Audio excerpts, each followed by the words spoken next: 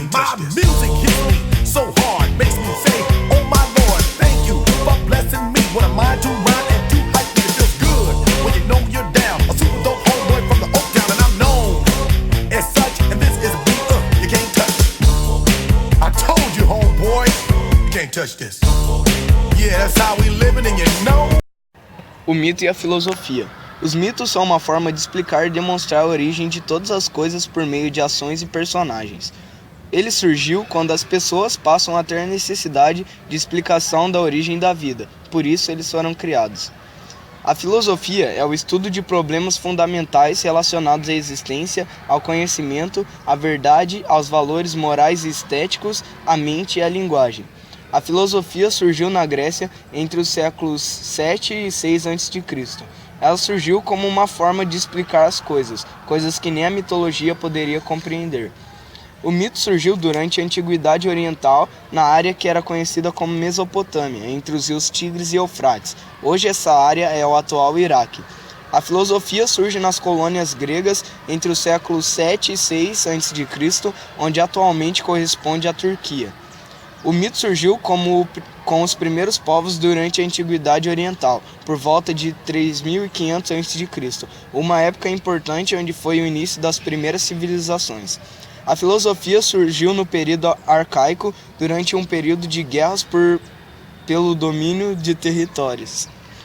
Os mitos surgem no período das cidades-estados da Suméria, primeira civilização onde começam as organizações políticas e socioeconômicas. A filosofia surge e já traz algumas mudanças na política e na economia. A redescoberta da escrita, a moeda, a lei escrita, o nascimento da polis e a consolidação da democracia.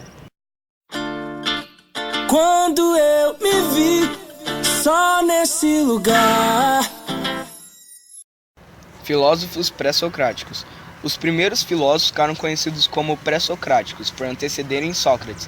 Os principais pré-socráticos e suas ideias foram Tales de Mileto, a água é o princípio de todas as coisas. Anaximandro, o indeterminado é o princípio de todas as coisas, nós só o conhecemos pelo pensamento. Anaxímenes, o ar é o princípio de todas as coisas, ele é o sopro da vida. Heráclito, todas as coisas mudam sem cessar, tudo flui. Pitágoras, o número é o princípio de tudo, ele é a estrutura racional. Parmênides, as coisas são entes, o ser. Zenão de Eleia, recorreu a uma dificuldade insolúvel, deu o exemplo de Aquiles e a tartaruga. Empédocles, tudo que existe deriva dos 4 elementos. Anaxágoras, acredita no nons, inteligência cósmica. Demócrito, o elemento primordial é o átomo. Os pré-socráticos eram divididos por sua localização geográfica. Os jônios da Jônia, os eleatas de Eleia, Empédocles de Agrigento, a atual Sicília, Anaxágoras de Atenas e Demócrito de Abdera. Os pré-socráticos viveram em um período histórico conhecido como o período clássico. Os pré-socráticos viveram em um período em que houve o desenvolvimento da polis, a redescoberta da escrita, a moeda, a lei escrita e a consolidação da democracia.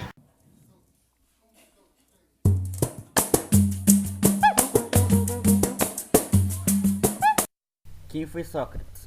Foi o primeiro dos 3 grandes filósofos gregos que estabeleceram as bases do pensamento ocidental.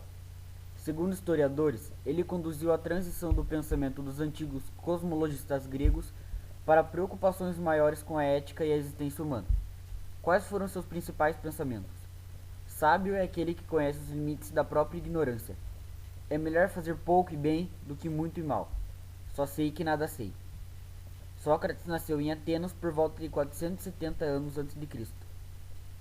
O contexto histórico nesta época baseava-se na Guerra do Peloponeso, na Liga de Delos, e foi na época em que a Grécia e Esparta juntaram-se economicamente e militarmente. O contexto político da época. A redução do Areópago aumenta os da Assembleia Popular. Sentem a necessidade de preparar novas elites, dando-lhes uma cultura política com base no conhecimento dos problemas intelectuais e morais.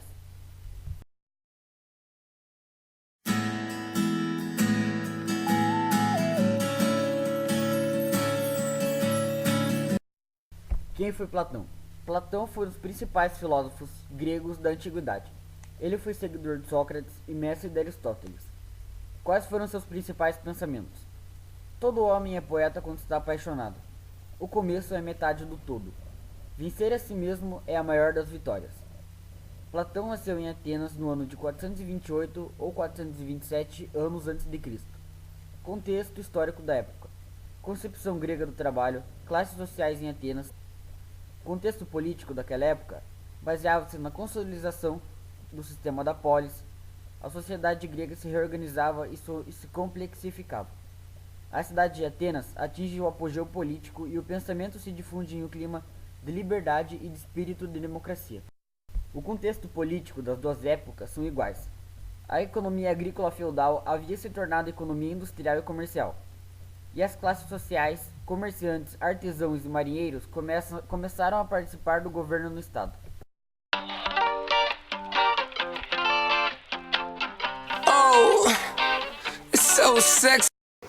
Aristóteles nasceu em Estagira, na Macedônia, em 384 a.C. Em Atenas, desde os 17 anos, frequentou a academia de Platão. Viajou para diversos lugares e foi preceptor do menino que se tornaria Alexandre o Grande. Ao voltar a Atenas, fundou um liceu em 335 a.C. Sua principal contribuição foi a metafísica, que estuda o ser. Dizia que o conhecimento sensível e o racional são distintos, mas ambos dependem um do outro. O conhecimento parte do sensível e, a partir dele, elabora os conceitos universais. Destaca três distinções fundamentais: substância, essência e acidente. Cada ser é uma substância, o suporte dos atributos, que podem ser essenciais ou acidentais, o que faz algo ser o que é, e características acidentais, respectivamente. Matéria e forma. Matéria é o que compõe algo do que é feito, que é comum a todos os seres da mesma espécie. Forma é o que faz com que algo seja o que é.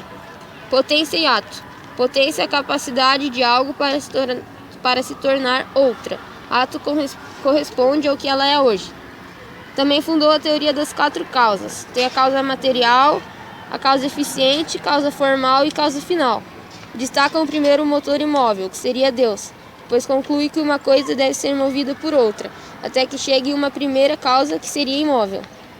Critica Platão, Heráclito e Parmênides. Não tenho culpa que você engordou.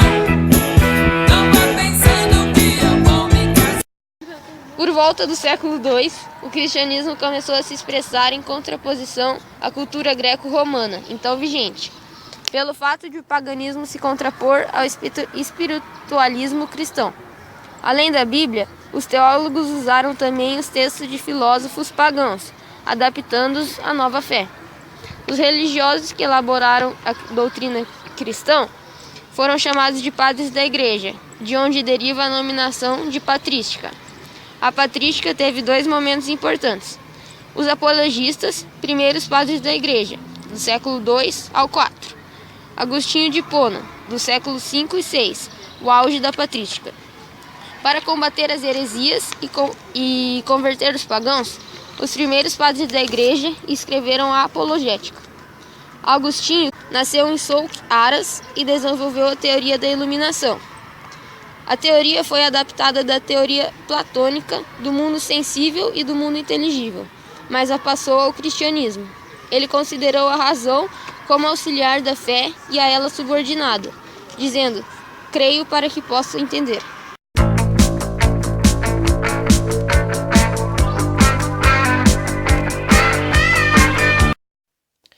A escolástica surgiu no período medieval, quando a Igreja Católica consolidou-se como força espiritual e política. Ela surgiu após mudanças, como nova expressão da filosofia cristã. Neste período, persistiu a aliança entre razão e fé, em que a razão continuava como serva da teologia. O principal representante da escolástica foi Tomás de Aquino. Os universais. O universal é o conceito, a ideia, a essência comum a todas as coisas. Muitas perguntas foram feitas sobre os universais. As principais soluções apresentadas foram realismo, realismo moderado, nominalismo e conceptualismo. Para os realistas, como Santo Anselmo, o universal tem realidade objetiva. O realismo moderado é representado no século XIII por Tomás de Aquino. Como aristotélico, afirma que os universais só existem formalmente no espírito, embora tenham fundamento nas coisas. Para os nominalistas, como Rosselino, o universal é apenas o que é expresso em um nome. A posição do conceptualismo é intermediária entre o realismo e o nominalismo, e teve como principal defensor Pedro Abelardo. Para ele, os universais são conceitos, entidades mentais, que existem somente no espírito. Tomás de Aquino nasceu na cidade de Roccasecca, na Itália. Ele tinha provas da existência de Deus. As chamadas 5 vias estão baseadas na metafísica: o movimento, a causa eficiente, a contingência e necessidade, os graus de perfeição e a causa final.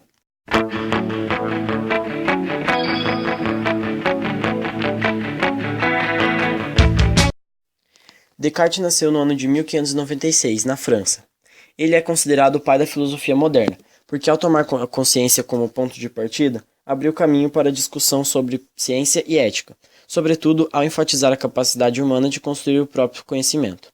O propósito inicial de Descartes era encontrar um método tão seguro que o conduzisse à verdade indubitável. Para tanto, Descartes estabelece 4 regras: da evidência, acolher apenas o que aparece ao espírito como ideia clara e distinta; da análise, dividir cada dificuldade em parcelas menores para resolvê-las depois por partes; da ordem, conduzir por ordem os pensamentos, começando pelos objetos mais simples e mais fáceis de conhecer para só depois lançar-se aos mais compostos; e da enumeração, fazer revisões gerais para ter certeza de que nada foi omitido. Ao fundamentar sua filosofia, Descartes parte em busca de uma verdade primeira, que não possa ser posta em dúvida. Descartes possuía uma frase: cogito ergo sum, penso, logo existo. Nessa frase é como se dissesse: existo enquanto penso. Com essa primeira intuição, Descartes julga estar diante de uma ideia clara e distinta, a partir da qual seria reconstruído todo o saber. Para ir além dessa primeira intuição do cogito, Descartes examina se haveria no espírito outras ideias igualmente claras e distintas. Distingue então 3 tipos de ideias. As que parecem ter nascido comigo são as inatas, as que vieram de fora são as adventícias, e as que foram feitas e inventadas por mim mesmo, factícias. Tudo isso ocorreu durante a Idade Moderna, que foi caracterizada por 2 fatores marcantes: o absolutismo e o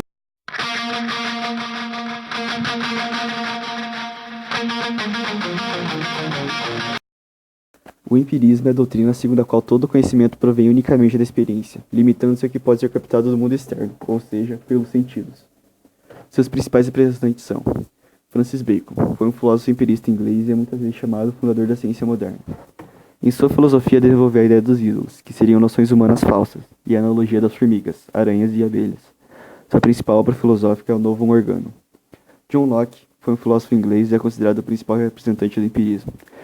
Ele rejeitava a doutrina das ideias inatas e afirmava que todas as nossas ideias tinham origem no que era percebido pelos sentidos.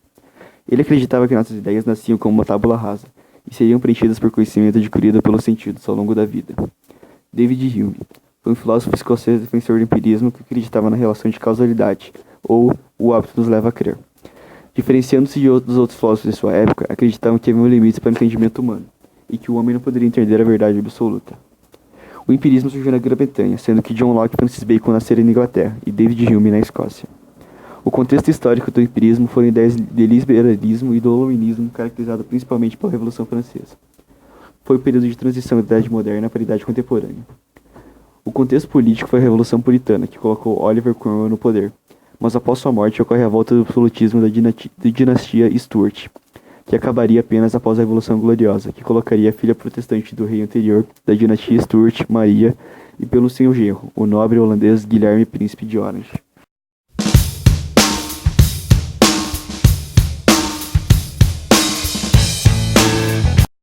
Immanuel Kant foi um filósofo prussiano nascido em Königsberg e é considerado o último grande filósofo da era moderna. Foi um filósofo que acreditava que a verdade seria melhor atingida pela via do racionalismo e do empirismo, onde o que vem de fora é a matéria e o que vem de dentro é a forma, e não uma folha em branco. Kant nasceu, viveu e fez sua filosofia em Königsberg, na atual Alemanha. O contexto histórico que Kant viveu foi o Iluminismo e a Revolução Francesa, a qual no início acreditava ser uma tentativa de instalar o domínio da razão e da liberdade.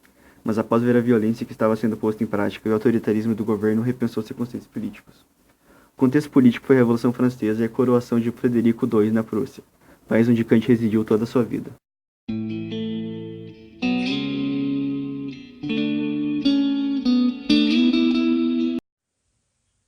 A ciência moderna é a ciência que conseguiu articular o método de observação e experimentação com os instrumentos técnicos.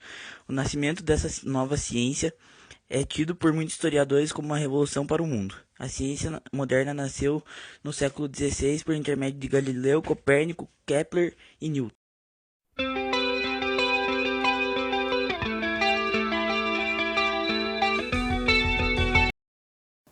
Concluímos com a realização desse vídeo que a filosofia acompanha a humanidade desde a formação humana. Vemos que cada filósofo, cada teoria e cada movimento foi importante para chegarmos até a ciência e no nível intelectual que estamos hoje.